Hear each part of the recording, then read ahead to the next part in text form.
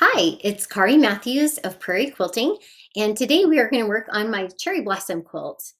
The pattern it's a free pattern available on my website as a PDF download. So head on over to my website. It's prairiequilting.com. Grab the pattern and let's get started. For the cherry blossom quilt, the fabrics we're using are Cherry Hill from the Cherry Hill fabric line by Benartex, and also some other Superior Solids. Okay, the first block we are going to do is the cherry blossom block. Okay, and for this one, we are going to do sections that are, this is a pink section. It's kind of hard to see. And then this is a white. Okay, and so we're making 2 of each of these first. We are going to need 2 of the cherry pink squares and 2 of the white cherry squares. Okay, we're going to need 4 red gingham pieces and 4 green squares, and then 8 plum squares. And that's for each block of the cherry blossom, and there's 8 blocks. We are going to take all those little squares. They're going to be kind of like flippy corners here. And we are going to draw our diagonal lines down the middle. I'll start with my chalk pencil and just make sure, I kind of do a little on each end to kind of make sure I get the ends right, and then we go down the middle. So that chalk pencil shows up really well on the darker colors like this. That one, this is with a pencil now, because so I can see it easier.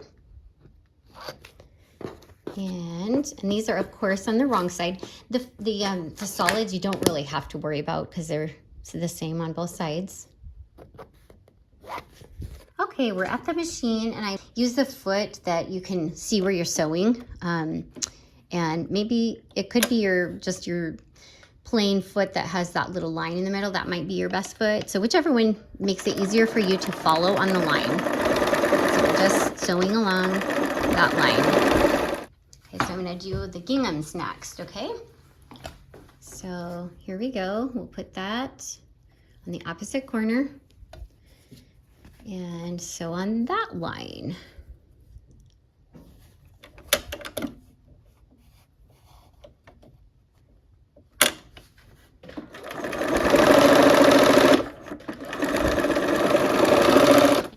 And now we do the plums in the opposite corners from each other.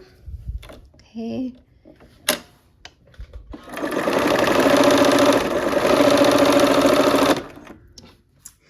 Okay, here we are at the pressing station, and I am trimming the excess and giving myself about 1/4 of an inch. It doesn't have to be exact because you're not going to be measuring anything from it. You've already sewn on the line. Okay, we're going to press these open. So we're going to do a setting seam on all of these. And for the white one, the white cherries, we're going to press them all with the seam allowance going away from that white center, okay? And that will make it, let's see here. So they nest when we combine it with the other. Okay, so we got one pressed. Let's press the other. For the pink one, we're going to press them toward the center, okay? So we'll turn those and go toward the center, and that should help us when we're nesting, trying to nest the seams, because the pink and the white will go right next to each other. So, and if we do it the wrong way, we can always redo it when we get to sewing them together too. Right. Give it a little steam there because it's not wanting to lay flat. Once again, nest the seams, okay? This is a place I would definitely use pins so you don't have bad intersections. Okay, we'll go ahead and sew these all together. And once again, I would assembly line all of this for all 8 blocks. Okay.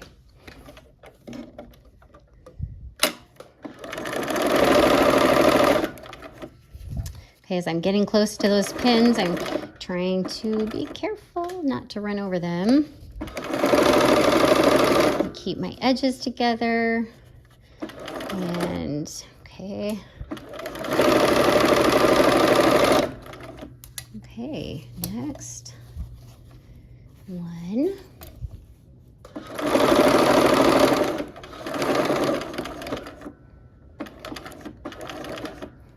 Okay.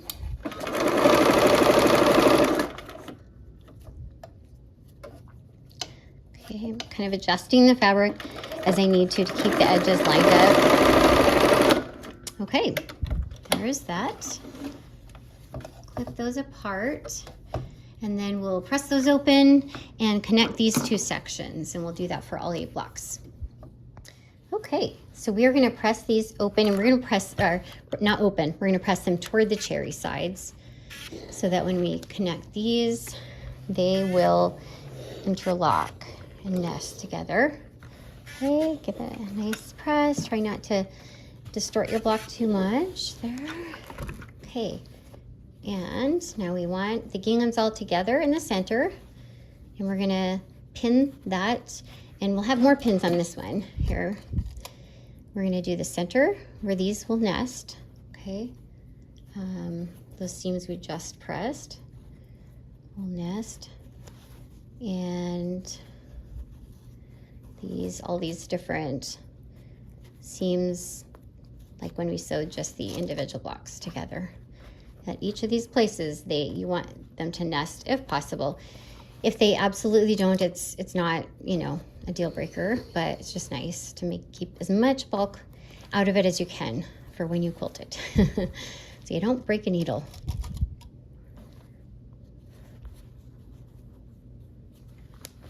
All right, and now we'll sew this last seam for that block.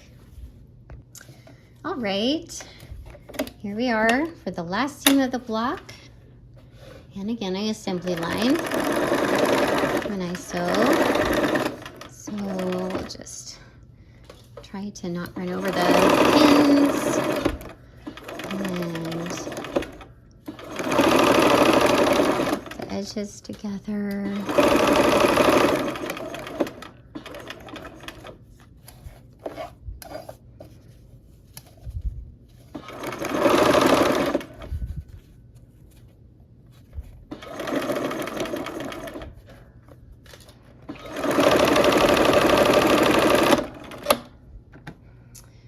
Okay.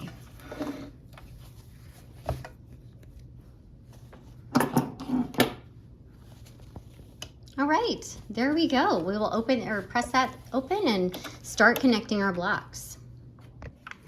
All right, and on this seam, it doesn't really matter which way you press it. It's not going to connect up directly with these other cherry blossoms, so.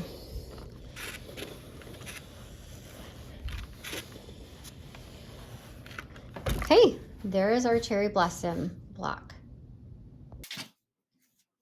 Okay, and the other block is the square in a square block, and it uses this kind of cherry blossom fabric that's in the middle. Okay, and the first thing we're going to do is we're going to make 4 units per block like this. So there's 8 of this block. We're going to make 32 of these units first. Okay, for those corner units, we're going to take our gingham square and match it up with our plum half square triangle like this. And I prefer to sew from the corner end, not like this pointy triangle end, because it can get stuck in the machine, sucked down into the machine. That's not very fun. So we're going to go ahead and sew this.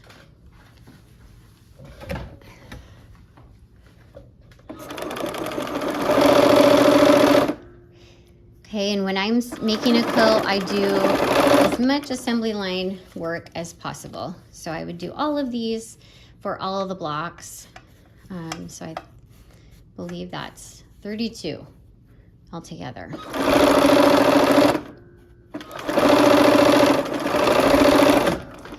Okay, so I would continue on and do all of the blocks, connect all the first of those triangles, and now we'll have to press those open. Okay, so we're here at the ironing station and we are going to press these open. So I kind of like to give it just a setting press there for that seam and then press it open.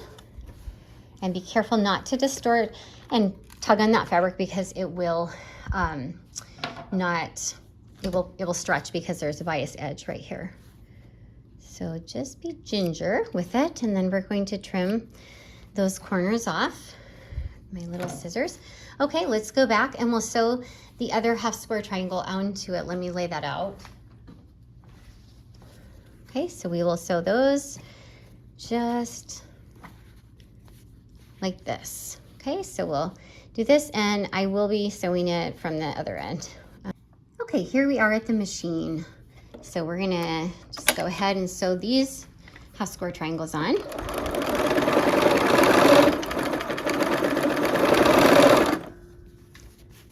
Okay, and I would again do all 32 for the 8 blocks.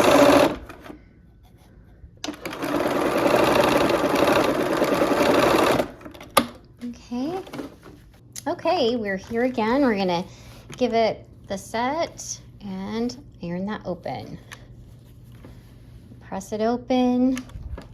Okay, so now we'll move on to connecting these onto the corners here. And you know what? I'm gonna trim off these little dog ears again. Okay. We'll get rid of all the bulk that we can. Okay, we'll go to the sewing machine again. Okay, and when I do these, I sew them on opposite corners first. So I don't have to iron quite as often. I wait till I get 2 done before I go and iron. And again, I assembly line as much as I can. So I'm gonna line this up, I turn it over to see, okay, I want my little dog ears to stick out evenly on both sides, and it should be about 1/4 inch on both sides, okay? And then if you want, you can give that a little pin in the middle. I kind of held it in place as I turned it over. And I'm gonna just go ahead and start sewing, and I'm gonna put my needle down so that I can kind of, when I get to this intersection here, I'm gonna try to make sure that I'm either just inside that intersection so that I have a good point coming, or right on it, but it's probably even better to just a hair inside.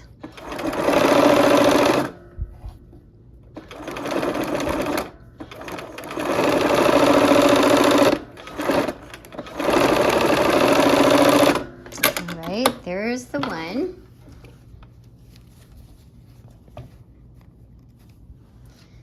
Okay, and we'll do the same thing on the other side. So I'm going to lay that out and kind of make sure those little doggers are about the same size on each side. Hopefully they're 1/4 inch-ish. Okay, and I'm going to hang on to the middle, flip it. And here we go.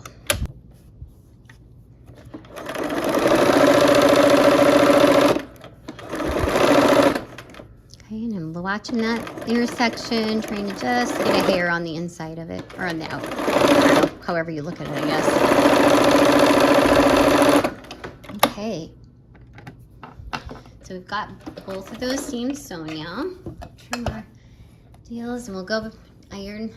Press that open, okay, and we've got pretty good points on both sides, so we'll go press that open. All right, we're at the pressing station here, so I'm gonna get the seam pressed on before I turn it, and then I'm going to turn them, and I want them both to go towards the center. If you go usually away from where the point is, you get a better point. If you squish that up, it just creates more bulk, and the point is usually not as good. So we will be pressing these toward the center. Okay, there's that. And now I'm going to leave the dog ears until I get the other 2 done on the other ends. All right, here we are at the machine again. And I'm going to try to line that up and eyeball the ends again.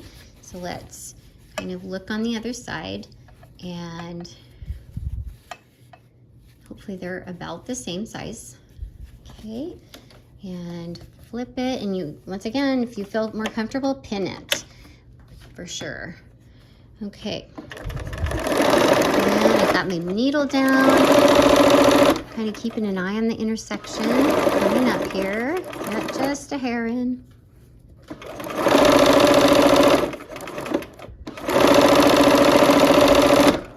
Okay, there's one. Okay,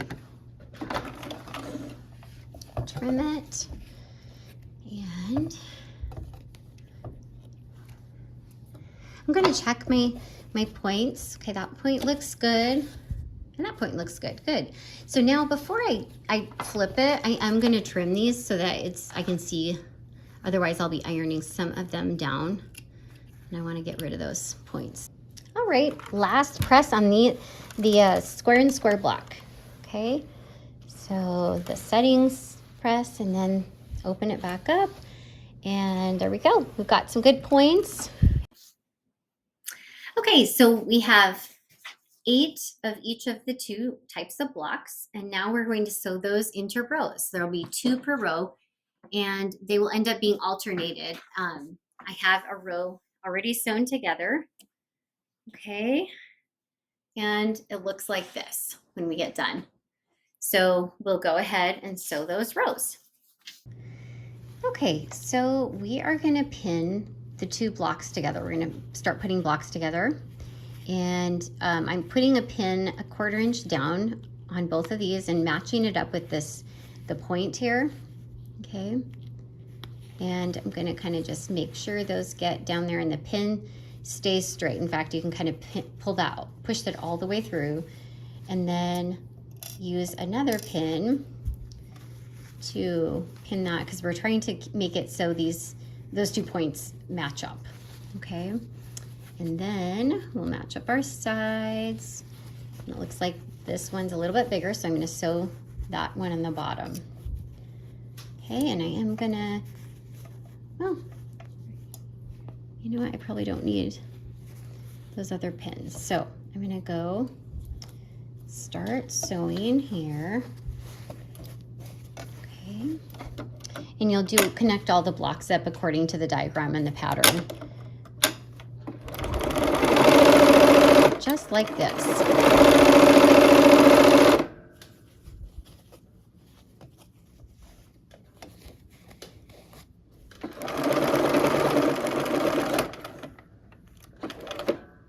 I want that pin or the needle down, and that piece being on the bottom there kind of helps it ease in, and I am tugging a little bit or kind of pulling this top layer so that it will match up a little bit better with that bottom. Okay, and it ended pretty good actually.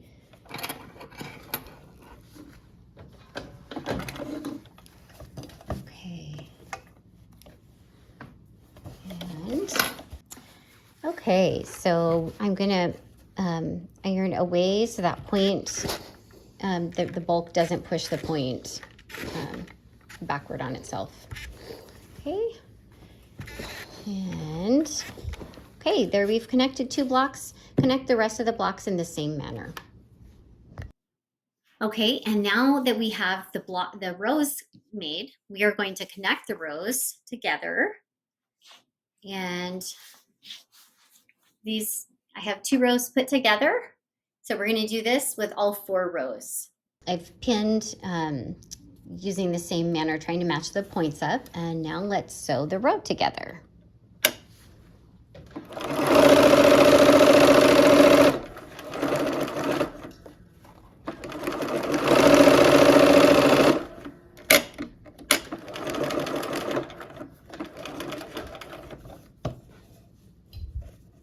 Or the 2 rows together.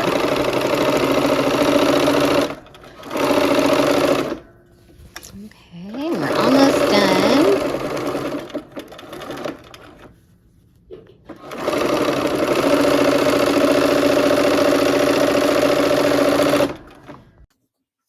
Okay, so we have pieced our rows together, and we have our cherry blossom, the quilt center. So now next thing is we're gonna put the borders on.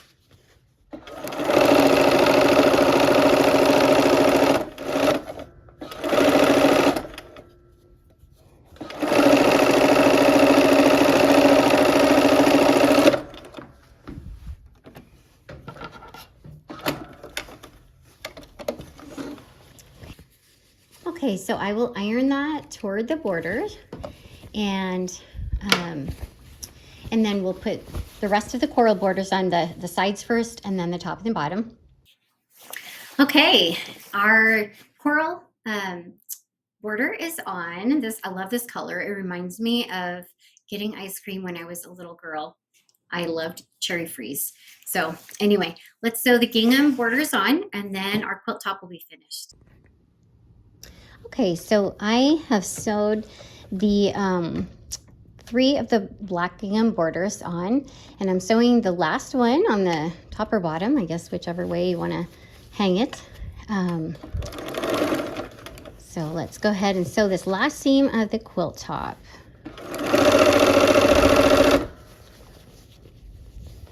And once again, feel free to use pins.